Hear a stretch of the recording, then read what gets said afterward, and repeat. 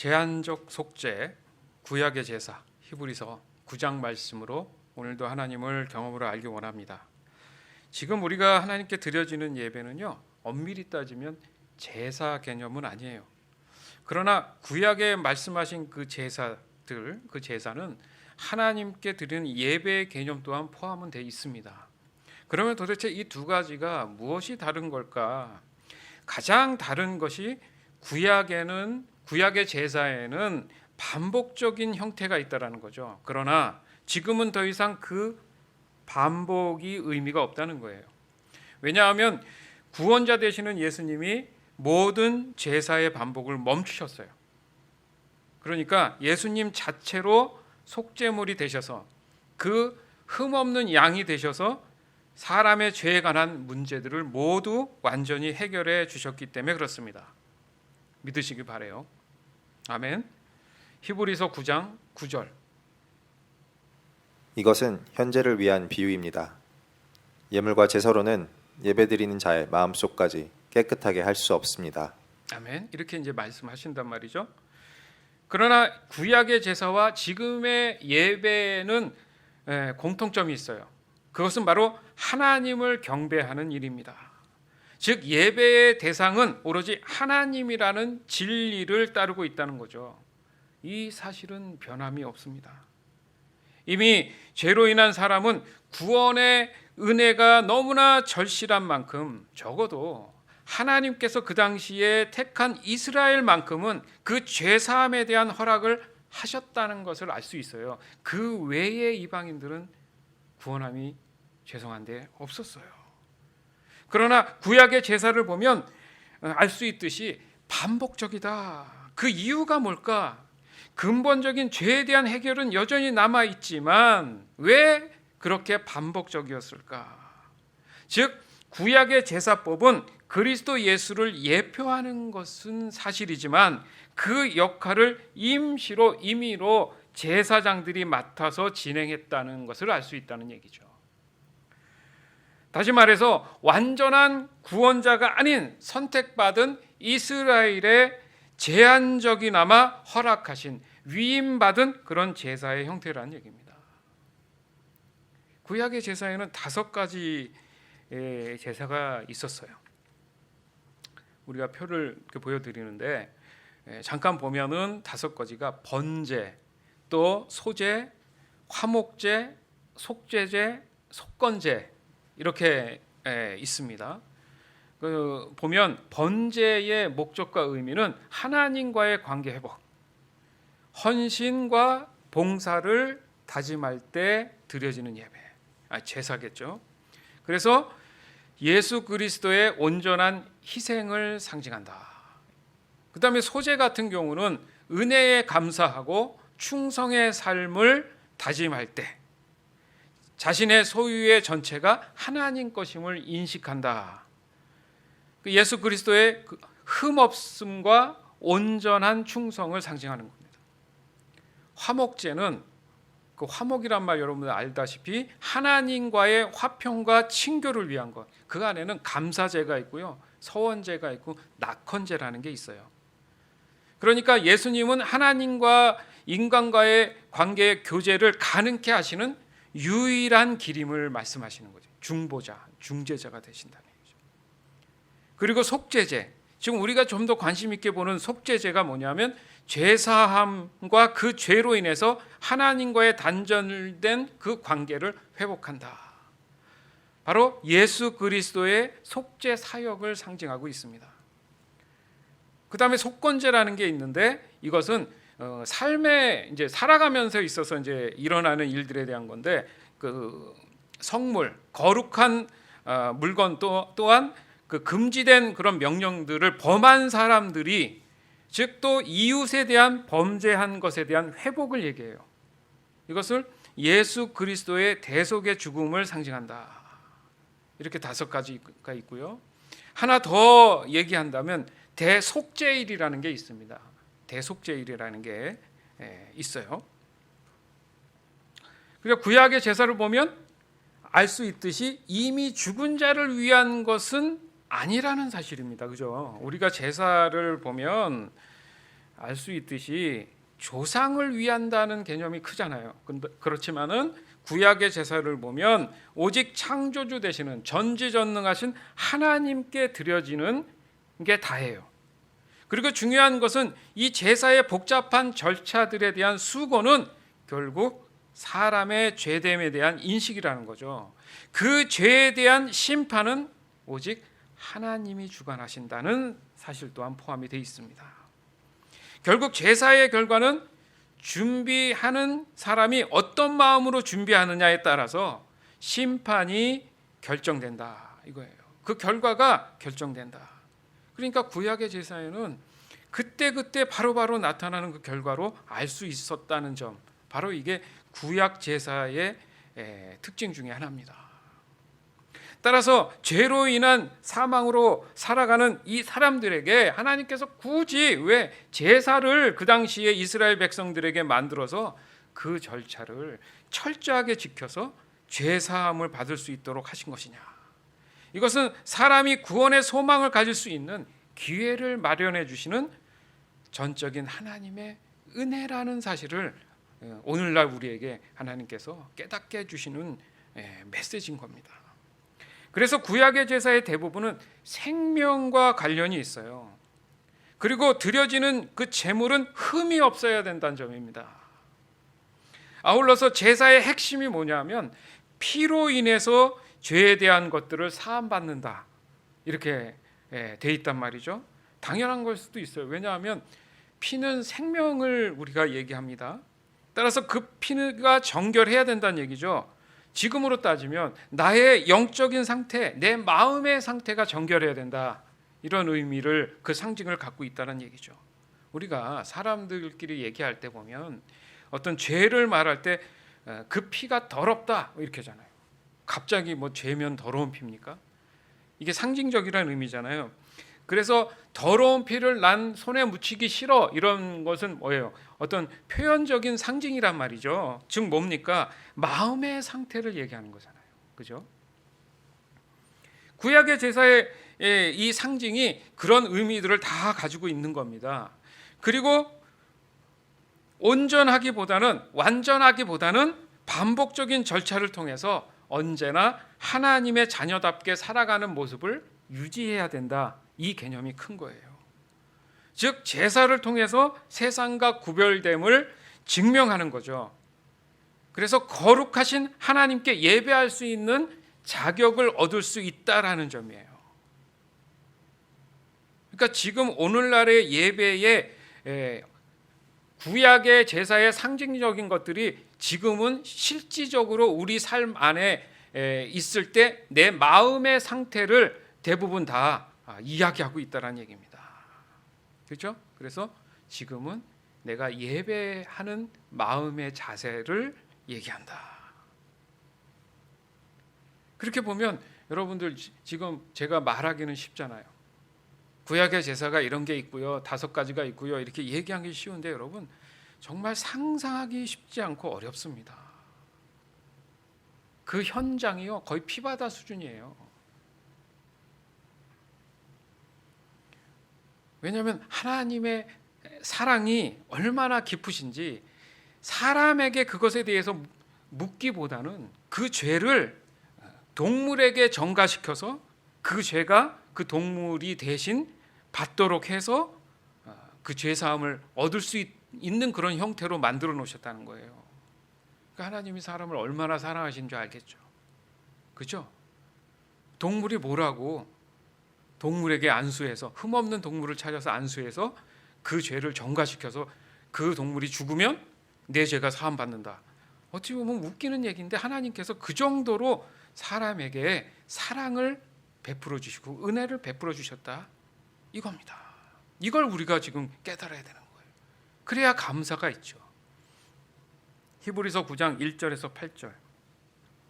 첫 번째 언약에도 예배 규칙이 있었으며 또한 예배를 위해 사람이 만든 장소도 있었습니다.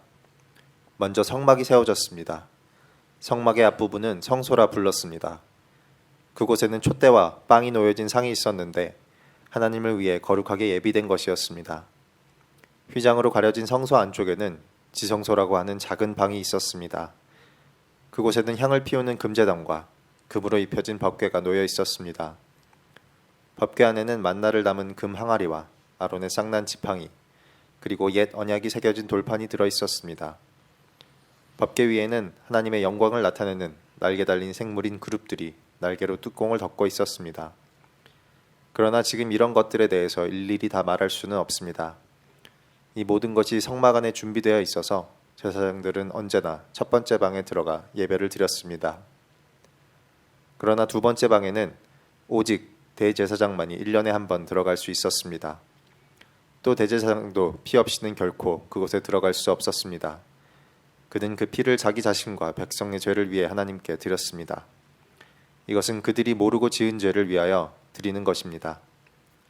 성령은 이것을 통해 옛 성막 제도가 그대로 남아있을 때는 지성소로 들어가는 길이 아직 열려 있지 않다는 것을 보여주셨습니다.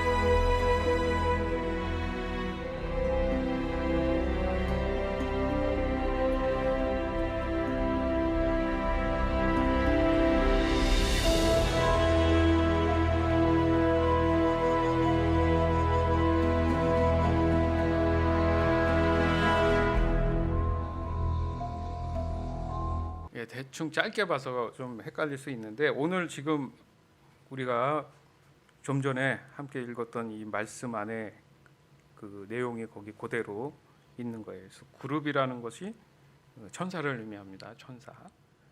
그래서 그런 모양으로 하나님께서 이렇게 지어라 저렇게 지어라 해서 만든 거예요. 그래서 아까 보니까 그 향단이 있고 그 뒤에 이렇게 장막이 하나 있었잖아요. 지성소 그 앞에.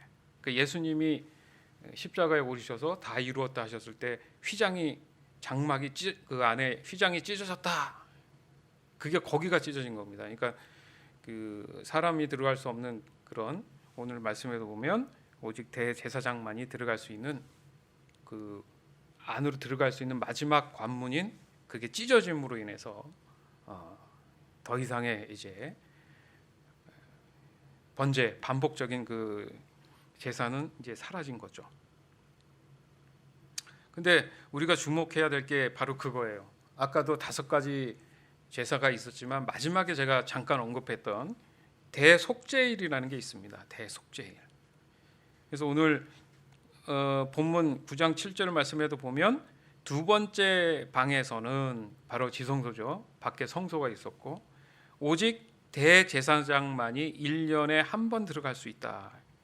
그렇죠. 그래서 대제사장도 피 없이는 그곳에 들어갈 수 없다. 이렇게 표현이 돼 있잖아요. 이게 지금 중요한 겁니다. 중요한 거예요. 왜냐하면 이날은 오직 대제사장만이 1년에 한 번 정해진 날에 들어갔어요. 유일하게. 이게 예수님이 곧 우리의 대제사장 되신다라는 성경 말씀이 있어요. 그래서 구약의 대제사장이 유일하게 하나님과 직접 대면할 수 있는 것처럼 예수님 또한 우리를 대신해서 하나님과 직접 대면할 수 있는 중보자가 되신다. 이게 같은 의미라는 거예요. 즉 불완전한 사람이 대제사장의 역할을 대신함으로 인해서 매년 반복할 수밖에 없었다는 거죠.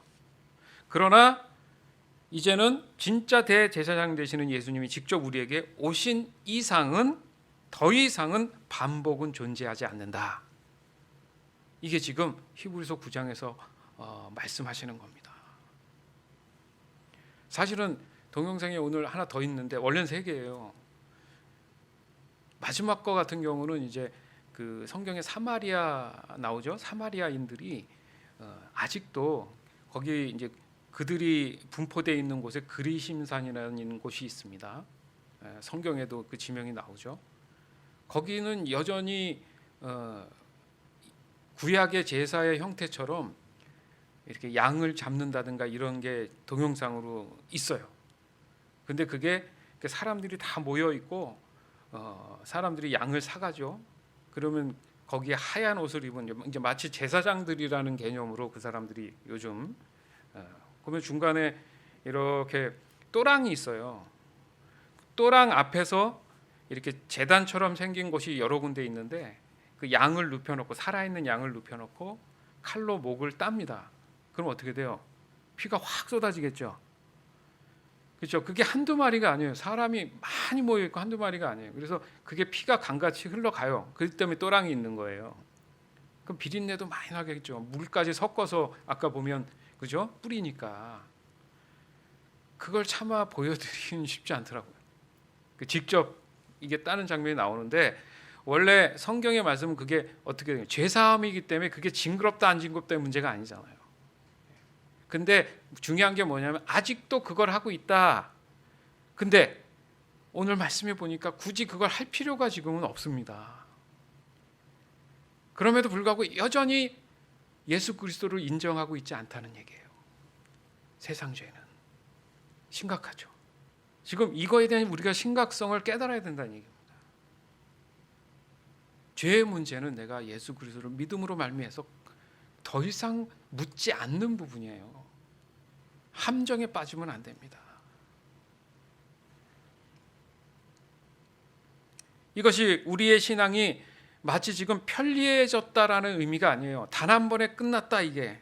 그만큼 우리의 삶의 영적인 무장이 더더욱 요구가 된다 이겁니다.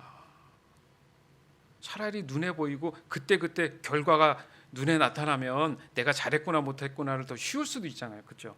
절차는 복잡해도 근데 지금은 도대체 내가 잘한 건지 못한 건지 알 수가 없는 게 지금 아닙니까? 맞죠? 그렇잖아요. 그러니까 그 당시에는 양을 내가 흠없는 양을 가져가서 떠보면 하나 이렇게 번제물에 올리면은 하나님께서 그걸 그래 네가 진심으로 잘못을 하나님께 구하는구나 하면 이게 하나님께서 불을 내서 태워가지고 흠양하셨단 말이에요. 그런데 어떤 사람은 가지고 갔는데 안 탈 수도 있잖아요. 아 이건 내가 뭔가 마음의 준비가 잘못됐구나 알 수가 있단 말입니다. 그런데 지금은 그런 게 어떻게 확인할 방법이 없다 보니까 더 쉽지 않다는 얘기죠. 근거적으로는 내가 구원을 받았는지 안 받았는지도 알 수가 없을 수 있어요. 그러니까 예수 믿고 구원받는다는 의미가 이렇게 그렇게 쉽게 그렇구나가 아니란 말이죠. 얼마나 더 주님 앞에 내가 무릎 꿇고 확신을 얻으면서 그 믿음 가운데 살아가야 되는지가 우리한테는 지금 너무너무 절실한 문제입니다. 구약의 제사는 지금의 제사를 대신하는 것은 아니지만 지금 우리가 드려지는 예배는 100%예요. 99%도 아니고 100%. 지금 우리가 하나님께 드리는 예배는요. 감사와 찬양이 넘치는 시간이 돼야 된다는 건 분명하다는 얘기죠. 오늘 좀 더 여러분에게 명확하게 이해시켜 드리는 거예요. 깨닫게 하기 위해서. 그래서 오늘 우리는 이 진리를 온전히 깨달아야 된다는 얘기죠. 뭐를요? 더 이상은 반복적인 죄사함은 존재하지 않는다. 구약의 제사가 지금 예배에도 동일한 개념으로 드려지는 것이다. 아니라는 얘기예요. 절대 아니다. 이것을 잘 분별해야 된다는 얘기예요. 그래서 우리가 예배 시작할 때 예배하는 자는 영과 진리 안에서 예배하지니라 이렇게 표현을 하는 겁니다. 히브리서 9장 9절에서 15절. 이것은 현재를 위한 비유입니다. 예물과 제사로는 예배드리는 자의 마음속까지 깨끗하게 할 수 없습니다. 이것은 단지 먹고 마시고 여러 가지 몸을 씻는 등의 예식으로서 하나님의 새 법이 올 때까지만 적용되는 것입니다. 그러나 그리스도께서는 지금 우리가 가지고 있는 좋은 것들의 대제사장으로 오셨습니다. 그는 더 크고 완전한 성막에 들어가셨습니다. 그것은 사람의 손으로 지은 것도 아니며 이 세상에 속한 것도 아닙니다. 그리스도는 단 한 번 지성소로 들어가셨습니다. 그분은 염소나 송아지의 피가 아닌 자신의 피를 가지고 지성소로 들어가셔서 우리를 죄에서 완전히 자유롭게 해주셨습니다. 염소와 황소의 피와 암소의 죄를 부정한 사람에게 뿌리면 그 육체를 다시 깨끗하게 할 수 있습니다. 그렇다면 영원하신 성령을 통해 하나님께 자기 자신을 완전한 제물로 드린 그리스도의 피는 어떻겠습니까? 그의 피는 죽음에 이르게 하는 행동에서 우리 마음을 깨끗하게 하고 살아계신 하나님을 섬기는 데 부족함이 없도록 할 것입니다. 그러므로 그리스도께서 새 언약의 중보자가 되셨습니다. 이는 이제 하나님께 부르심을 받은 자들은 하나님께서 약속하신 영원한 복을 받을 수 있게 되었습니다. 옛 언약 아래에서 살던 사람들을 죄로부터 자유롭게 하기 위하여 그리스도께서 죽으셨기 때문에 사람들이 그 축복을 누릴 수 있게 된 것입니다. 아멘.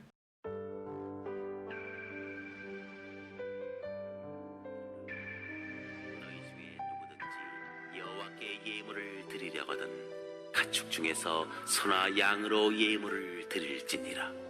그 예물이 소의 번제이면 흠없는 수컷으로 회막문에서 여호와 앞에 기쁘게 받으시도록 드릴지니라. 그는 번제물의 머리에 안수할지니 그를 위하여 기쁘게 받으심이 되어 그를 위하여 속죄가 될 것이라. 그는 여호와 앞에서 그 수송아지를 잡을 것이요 아론의 자손 제사장들은 그 피를 가져다가 회막문 앞 제단 사방에 뿌릴 것이며 그는 또 그 번제물의 가죽을 벗기고 각을 뜰 것이요 보내야 했던 아버지의 마음 알고 싶어요.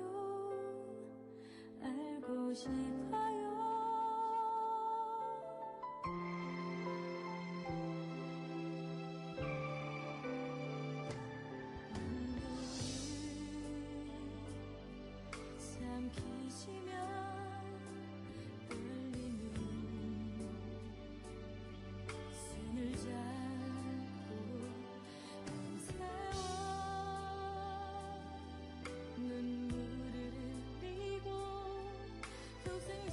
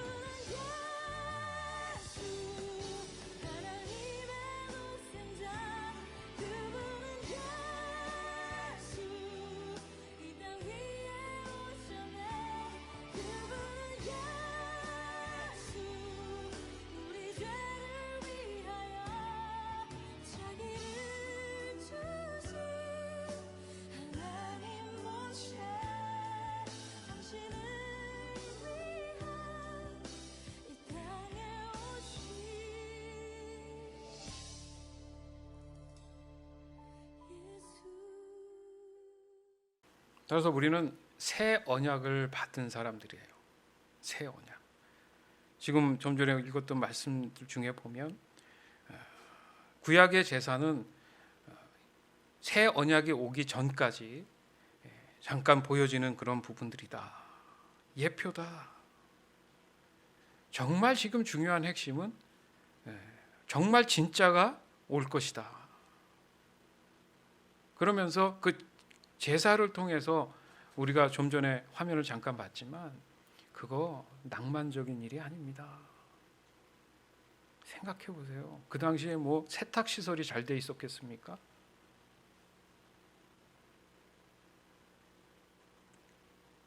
동물을 잡아서 피를 내고 튀고 피 비린내 피 범벅이 돼서 각을 뜨고 그게 쉬운 일이 아니에요. 왜? 뭐 때문에 이래야 되는가?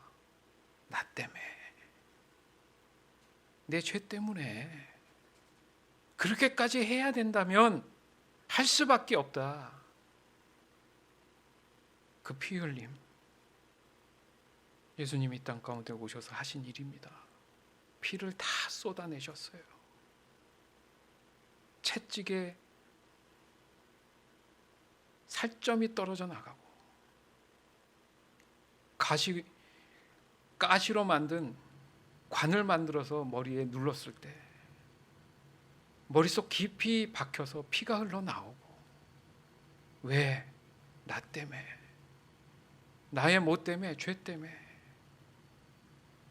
내가 해야 되는데 내가 그 능력이 되지 않으니까 사형 선고를 받은 사람이 뭘 어떻게 또 회복하겠습니까? 내가 대신 죽어줄게. 넌 살아. 그런 의미예요. 여러분의 구원이 그렇게 쉽게 얻어진 것 같습니까? 그런데 나는 내 삶은 어떻습니까? 나는 어떻게 지금 구원받은 자로서 살아가고 있습니까? 바로 이 새 언약 아래 있다라는 거.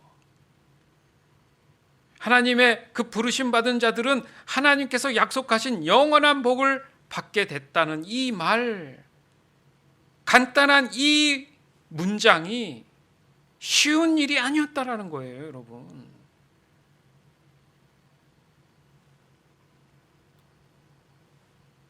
하나님이 사람에게 주시는 복의 근원, 복의 그 근원이 뭐냐? 영생이다. 우리가 늘 나눴던 말씀이에요. 즉 영원한 복이 된다.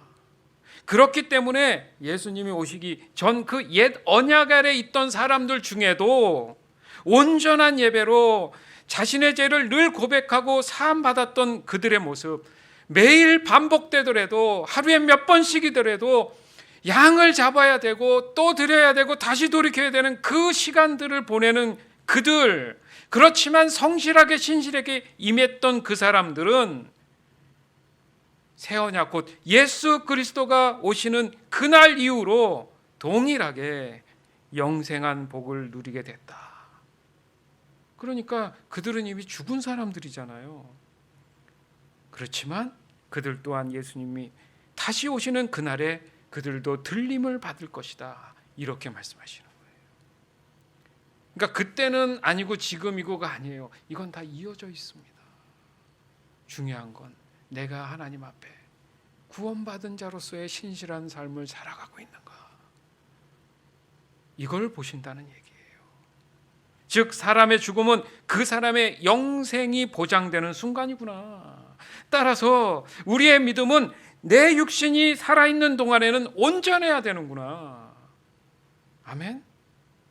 이 자체가 구약의 반복적인 이 제사에 임하는 마음의 자세가 돼야 된다는 얘기죠. 하지만 반복적인 이 죄에 대한 사함은 더 이상은 일어나지는 않는다는 얘기예요. 죄라는 거 여러분 이제 잘 알잖아요. 하나님을 부인하는 거. 지금 내가 하나님을 인정하고 내가 죄인이었음을 고백하고 구원자 되시는 예수 그리스도를 받아들임으로 인해서 내가 영생함을 받은 것에 대한 믿음이 확고하다면, 그런 사람들이라면 더 이상 그 죄에 대한 회개는 존재하지 않는다는 얘기입니다. 그러나 사람들이 혼돈하는 게 뭐예요? 일상에서 벌어지는 자기 자신 스스로의 잘못들이 분명히 존재한다는 얘기죠. 맞죠? 그럼 도대체 그건 뭐고 이 죄는 뭐고 이럴 수 있어요. 오늘 그 정리하는 시간이에요. 정확하게 깨닫고 가시길 바래요. 그것이 결코 의도적이거나 의도적이지 않거나 습관적이거나 습관적이지 않거나 분명히 그것은 예배 전에, 지금으로 따지면은 주일 전 토요일까지는 하나님 앞에 용서를 구하고 더 이상 반복적인 잘못을 저지르지 않도록 늘 말씀 안에서 묵상할 것을, 타협하지 않을 것을 주님 앞에 고백하고 정결한 마음으로 주일을 임해야 된다는 얘기예요. 그러니까 주일 예배는 회개의 시간이 아니고 하나님께 감사와 찬양하는 시간이 돼야 된다는 얘기예요. 왜요? 이미 죄 씻음을 받았기 때문에. 정리되십니까? 아, 내가 예배가 왜 안 되고 삶이 좀 정리가 안 돼서 그래요. 이게 정리되면 주일 예배가요, 축제의 은혜가 내 가슴에 옵니다. 감사의 눈물이 와요. 그때 회개하는 게 아니에요. 그때 흘리는 눈물은 감사의 눈물이에요. 회개의 눈물이 아니에요. 맞죠? 왜요? 예배를 하고 나면 다들 은혜 받았다고 하지 회개하게 됐다고는 잘 얘기 안 해요. 왜요? 오늘날 지금의 예배는 감사와 기쁨이 그것만이 존재하기 때문에 그렇습니다. 로마서 8장 1절에서 2절, 요한복음 4장 23절에서 24절. 그러므로 이제 그리스도 예수 안에 있는 사람은 정죄를 받지 않습니다. 그것은 그리스도 예수 안에서 생명을 주시는 성령의 법이 죄와 사망의 법에서 여러분을 해방시켰기 때문입니다. 아멘. 하나님께서는 영이시기 때문에 하나님께 예배하는 사람들은 반드시 영과 진리로 예배해야만 하오. 그러나 참되게 예배하는 사람들이 영과 진리로 아버지께 예배할 때가 올 것인데 지금이 바로 그때요. 그리고 하나님께서는 이렇게 예배하는 사람들을 찾고 계시오. 아멘. 우리가 이제 자주 쓰는 예화들이 그 중에 있는데 저희가 함께 했을 때 가장 쉬운 예가 뭐냐면 이제 운전을 우리가 많이 하니까 생각해 보세요. 운전을 하다 보면 본의 아니게 티켓을 끊습니다. 그렇죠? 그러면 이제 뭐 벌금을 내든가 벌점도 받고 처벌을 받게 되죠. 그렇지만 그 티켓에 관해서는 내가 어떤 조치를 취하면 거기서 끝나요. 계속 반복적으로 한 달에 한 번씩 그 티켓 하나 가지고 벌금을 내라 그러고 처벌을 계속 받아야 된다고 하는 거는 없잖아요. 그죠? 쉽게 말씀드린 거예요. 더욱이 우리의 죄를 위해서 예수님이 대신 단번에 해결하셨다는 거 동일한 의미예요. 더 이상 그 죄에 대해서 묻지 않으신다는 거죠. 내가 뭔가를 지금 티켓을 끊었을 때 내가 가서 조치를 취하잖아요. 그러나 내가 사형 선고를 받았다 생각해 보세요. 이미 판결이 났어요. 그럼 그 사람은 돌이킬 수 있는 방법이 없잖아요. 똑같은 거예요. 왜요? 죄의 삭은 사망이잖아요. 그 누구도 해결할 수 없습니다. 그러나 그래, 그러면 내가 대신 사형을 받을게. 그래서 십자가에 오르신 거예요. 그게 사형이었잖아요. 맞죠? 말도 안 되는 재판을 벌였고 그 재판의 마지막 판결이 사형이었습니다. 그게 십자가형이었다고요. 그러니까 여러분 십자가를 바라보면서 내가 사실은 거기 올라가 있어야 되는 겁니다. 죄송한 얘기인데 이 십자가를 이제 막 목에 걸거나 귀걸이 하는 경우는 좀 이렇게 자제할 필요가 있는 거죠. 맞잖아요. 맞죠? 내가 거기 대롱대롱 밀려 있는 거 사형 선고 받은 것도 아니고 십자가의 사랑, 십자가의 자랑은 뭔가 기쁨의 자랑일 수도 있지만은 나를 대신해서 예수님이 올라가신 거예요. 그것은 감사가 돼야 되는 거예요. 더 겸손하게 숙연하게 감사가 돼야 되는 부분이란 얘기죠. 그것이 구약의 제사에 양을 쳐서 목을 따고 그런 형태의 과정이 십자가라는 거의 의미의 하나로 다 들어간 겁니다. 그러니까 그 목이 따진 양이 누구라고요? 예수님인 거예요. 나를 대신해서. 그래서 절기 중에 유월절을 맞추신 겁니다. 다 의미가 있는 거예요.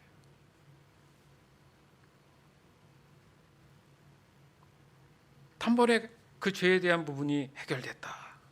그 사람은 더 이상 죄에 속한 사람이 아니잖아요. 따라서 실수나 잘못에 대한 것은 절대 반복되지 않도록 조심해야 된다. 이게 남은 겁니다, 여러분. 그걸 삶에서 내가 실수나 잘못된 걸 뭉쳐가지고 내가 예수 믿고 구원받은 과거의 죄에 대한 그 죄, 여기 아까 말씀에도 보면 분명히 있는 게 속죄일에 대제사장이 1년에 한 번 들어가는 이유가 뭐냐 하면 자신도 모르는 죄를 해결하기 위해서 들어가셨다고 이렇게 표현을 한단 말이죠. 맞죠? 그렇게 표현하신단 말이에요. 나도 모르는 죄가 도대체 뭘까? 그게 바로 죄로 인해서 태어난 거. 그렇죠? 죄로 인해서 태어난 건 나도 몰랐던 사실이잖아요. 그 예표와 그 상징이 바로 예수님께서 나를 위해 나도 몰랐던 그 죄를 단번에 끝내셨다는 얘기입니다.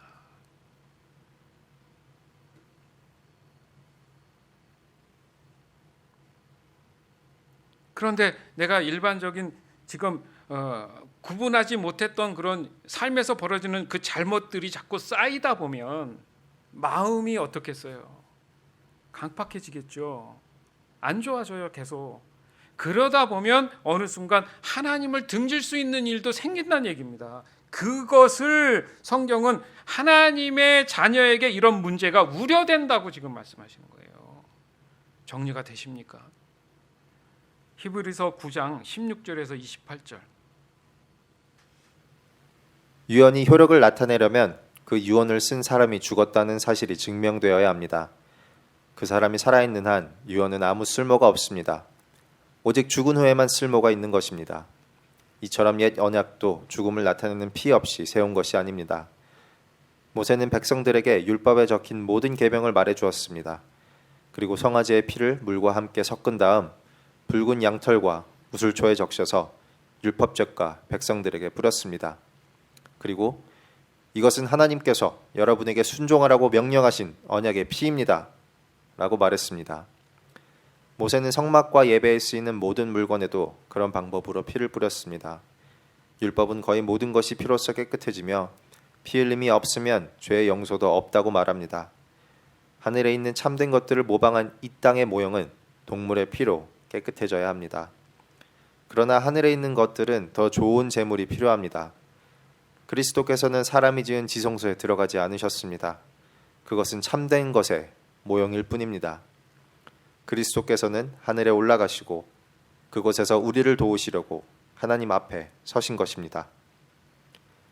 대제사장은 1년에 한 번 자신의 피가 아닌 동물의 피를 가지고 지성소로 들어갑니다. 그렇다고 그리스도께서 자신을 제물로 드리기 위해 매번 하늘로 올라가신 것은 아닙니다. 만일 그래야 한다면 그리스도께서 세상이 창조되었을 때부터 고난을 자주 받으셔야 했을 것입니다. 그러나 그리스도께서는 단 한 번 오셔서 자신을 제물로 드림으로 모든 죄를 깨끗하게 하셨습니다. 사람들은 모두 한 번은 죽습니다. 죽은 후에는 심판이 우리를 기다립니다. 그렇기 때문에 그리스도께서는 자신의 몸을 한 번에 드려 많은 사람의 죄를 없애주신 것입니다. 그리스도께서는 다시 오실 것입니다. 그때는 죄를 없애기 위해서가 아니라 그리스도를 기다리는 자들에게 구원을 주시기 위해 오시는 것입니다. 아멘. 좀 더 이해하기 쉽기 위해서 여기 표현한 게 뭐냐면 유언이라고 하잖아요. 그러니까 유언은 죽은 사람이 남기는 말이에요. 이거 바꿔서 얘기하면 이 유언이 효력이 있으려면 어떻게 해야 됩니까? 그 사람이 죽어야지 효력이 있는 거잖아요. 그리고 사람은 한 번 죽는 것이다. 따라서 예수님이 오시기 전 그 구약에서는 예수님을 뭐 한 거예요? 예언했다. 이걸 표현하기를 유언했다. 이 얘기가 되는 거예요. 그래서 예수님이 오시고 나서 죽으시고 부활하셨다. 이건 뭐예요? 그 예언이 성취됐다. 그 뭡니까? 유언이 효력이 발생하게 됐다. 그러니까 한번 생각해 보세요. 구약의 제사 때 이렇게 사용된 동물들이 있습니다. 흠없는 동물들. 그러면 목을 따고 뭐 이렇게 각을 따고 뭐 이런 일들을 하고 나면 그 동물이 다시 살아나요? 아니잖아요. 그죠? 단번에 그 동물이 그 임무를 완성을 한 겁니다. 그냥 그 자체로 그냥 모든 것이 끝난 거예요. 맞죠? 예. 예수님 또한 동일하다는 거죠. 그 사람의 생명이 단 하나이듯이 단번에 그냥 그렇게 끝내셨다는 얘기예요. 따라서 더 이상 예수님이 또다시 죽으실 일은 없죠. 사람의 생명이 하나인데 다시 죽겠습니까? 그러니까 동일하게 나의 죄에 대한 것은 더 이상 묻는 일은 없다라는 겁니다. 믿으시기 바라요. 단지 예수님이 다시 오신다는 이 의미는 뭐냐 하면 나의 죄를 다시 어떻게 하시겠다는 게 아니고 이제는 심판을 위해서 오시는 거예요. 심판을 위해서. 즉 오셔서 또다시 죄에 대해서 다시 죽어야 될 일이 있으면 죽는다 이게 아니라 그때에는 나의 믿음을 우리의 믿음에 따라서 구원함을 받을지 아니면 심판을 받을지를 결정하신다는 의미인 겁니다. 사랑하는 여러분, 예수님은 우리의 부활이요 생명 되십니다. 믿으십니까? 요한복음 11장 25절에서 26절. 예수께서 마르다에게 말씀하셨습니다. 나는 부활이요 생명이다. 나를 믿는 사람은 정녕 죽는다 해도 살 것이며 살아서 나를 믿는 사람은 누가 되었든지 결코 죽지 않을 것이다. 내가 이것을 믿느냐? 아멘. 여러분 이것을 믿습니까? 우리의 신앙 안에는 구원에 대한 잘못된 오해들이 사실은 많아요. 특히 중요한 것은 죄에 대한 이 반복된 이 사함이 없음에도 불구하고 동일한 회개를 계속하고 있다는 얘기입니다. 잘 몰랐기 때문에. 다시 정리하자면은 내가 진정으로 죄로부터 구원함을 받은 사람이라고 확신한다면 더 이상 그 죄에 대해서는 회개할 일이 없어요. 반복이 없다는 얘기죠. 근데 구약의 제사와 지금 헷갈려 하는 겁니다. 예배를. 정확히 구분하시기 바라요. 즉 남은 것은 일상에서 잘못하는 것들이잖아요. 그러면 도대체 그것은 어떻게 하라는 얘기입니까? 그것은 더욱 말씀을 의지해서 그 말씀에 순종하는 일밖에 없어요. 여기서 말씀을 의지하라는 얘기가 성경 말씀에 뭐라고 돼 있어요? 성령을 의지해라. 예수님이 성령님을 보내주신 이유가 그거잖아요. 제자들에게 그랬잖아요. 나는 올라가지만 너희를 도와줄 보혜사 성령을 보내주겠다 이렇게 표현하셨잖아요. 이 부분을 도와주시겠다는 얘기입니다. 그러니까 구원함을 받은 사람이라 할지라도 죄의 미혹에 빠질 수 있다. 지금 얘기하는 게 하나님을 등질 수 있는 것, 그 미혹에 빠질 수 있다. 그 얘기를 하는 거예요. 그래서 마음을 늘 지키라고 하지 않습니까? 왜요? 사람 스스로는 어렵다는 얘기죠. 그 마음을 지켜줄 힘이 바로 성령님이다. 성령 충만해라. 성령을 의지해라. 그래서 그렇게 말씀하시는 거예요. 그럼에도 불구하고 신실한 믿음 생활이 이루어지지 못하면 또다시 죄에 노출될 수밖에 없는 그 우려. 그러니까 성경이 다루고 있는 죄는 뭐라고요? 잘못하면 하나님을 등질 수 있다. 이 문제를 다루는 겁니다.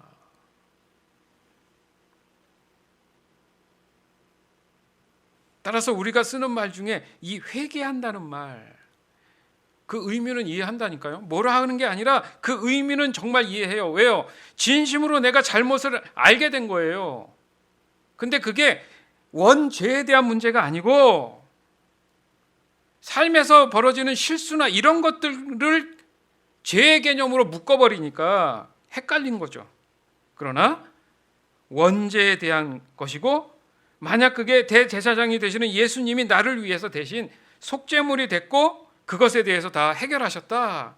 그런 믿음으로 구원함을 받은 영원한 복을 받은 사람이라면 이제는 언제나 하나님 말씀 안에서 살아가도록 성령을 의지해서 자신의 마음을 지키는 데 힘쓰는 거, 지금 그거를 얘기하는 거예요. 남은 거는. 하지만 때론 버리기 힘든 습관들이 있죠. 실수도 있고 기질도 있고 성향도 있고 약함도 있기 때문에 일어나는 그 잘못들에 대해서는 반드시 예배 전에 그 잘못들을 돌아보고 그 일들을 해결하는 게 좋습니다. 그래야 예배가 은혜가 되죠. 여기서 해결한다는 의미 헷갈릴 수 있죠. 어떻게 해결하라는 얘기입니까? 뭐가 문제입니까? 사람들의 관계가 있겠죠. 물질의 문제가 있겠죠. 뭐 일들이 있겠죠. 공부하는 게 있겠죠. 뭐 여러 가지가 있잖아요, 여러분. 그러면 그게 내가 잘못했냐 잘했냐를 어떻게 판단하느냐? 성경 안에 다 있습니다. 그래서 성경 보라는 거잖아요. 그걸로 판단해서 이건 내가 잘못한 거구나. 그러면 그 자리에 하나님 앞에 무릎 꿇고 정직하게 이런 일들을 위해서 내가 하나님 앞에 말씀에 성실하지 못했습니다. 그리고 실제적으로 해결을 해야 돼요. 다른 사람에게 마음에 상처를 줬다. 찾아가야 돼요. 내가 믿는 자로서 잘못했습니다. 계산하는데 불법을 자행했다? 회개한다는 의미가 아니라 다시 돌려주는 거예요. 그거 하는 거예요. 회개가 아니라 이거 내가 본의 아니게 실수했어요. 미안합니다. 돌려줘야죠. 그건 회개 개념이 아니라는 거예요.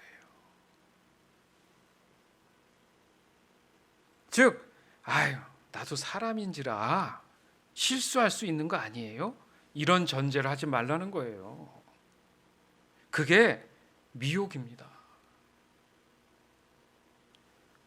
마태복음 5장 23절에서 25절의 말씀에 봐도 형제와의 관계에서 불편함이 생겨서 라든지 어떤 여러 가지 일들에 대해서 그런 일들이 있으면 예배 가운데에 그 예물을 가지고 하나님께 감사할 때 그 예물을 두고 가서 그 일들을 해결하고 와서 예물을 하나님께 드리라. 그러니까 감사도 그냥 나 혼자 기쁘다고 와서 감사하는 게 아니에요. 하나님 안 받으시다는 얘기죠. 이게 실제적인 겁니다. 이거는 회개하고 상관이 없어요. 거기 회개라는 말이 없어요. 실제적으로 해결을 그냥 하라는 거예요. 레위기에도 보면 아까도 보면 속건제라는 게 있었잖아요. 그건 내가 살아감에 있어서의 해결 방법은 그냥 있는 그대로 해결하는 거예요. 그건 죄에 대한 해결이 아니에요. 이게 구분이 정확히 돼야 됩니다. 뭐라고요? 여러분이 몰랐던, 이미 내가 죄로 인해서 태어났고 그렇게 죄의 싹스로 육신의 사망이 있다라는 그 저주, 그것을 예수님께서 단번에 해결하셨기 때문에 그것에 대해서 내가 더 이상 회개할 일은 없다. 전제가 뭡니까? 그것을 내가 믿으면, 영원한 복, 영생을 얻은 사람이라면. 그러나 살아가는 데 있어서 내가 말씀 가운데 가까이 있지 아니하고 예배 가운데 신실하지 않으면 자꾸 넘어지는 것들, 그것은 회개의 문제가 아니라 그냥 해결해야 할 문제라는 거예요. 믿으시기 바랍니다. 이렇게 정리하면 돼요. 그러니까 이 죄책감이라는 문제에서 헷갈려 하면 안 돼요. 세상에서 벌어진 일들은 잘못이 있으면 그대로 해결하는 거예요. 그냥.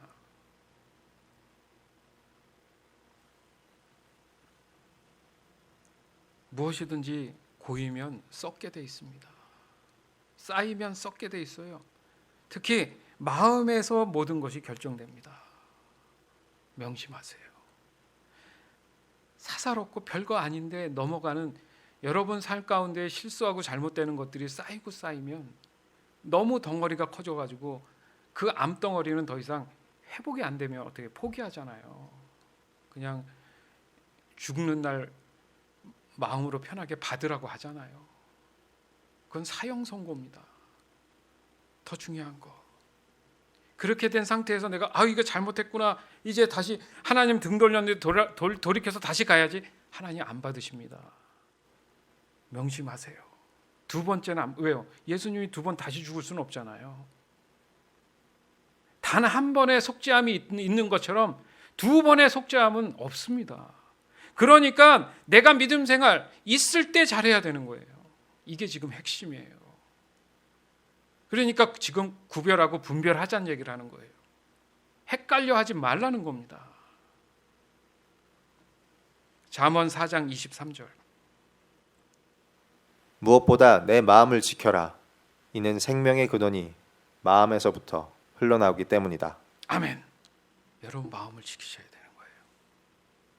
하나님이 하십니다. 도와주세요. 믿으시기 바래요. 왜요? 죄로 인해서 죽을 수밖에 없었지만 내가 예수 그리스도를 통해서 구원함을 받았기 때문에 하나님 자녀가 됐어요. 그 자녀들을 하나님께서 그냥 두시지 않습니다. 죄에 대한 부분을 정확히 여러분이 구분할 수만 있다면 내가 하나님 자녀답게 누리며 살아갈 수 있어요. 오늘 나눈 말씀도 여러분 묵상하시면 돼요. 지금 잘 이해가 안 돼도 여러 번 들으면 깨달음을 성령께서 도와주십니다. 그것이 우리에게 잘못된 습관이나 실수나 불법을 나에게서 지켜줄 수 있는 유일한 마음이에요. 그리고 믿음이 될 것입니다.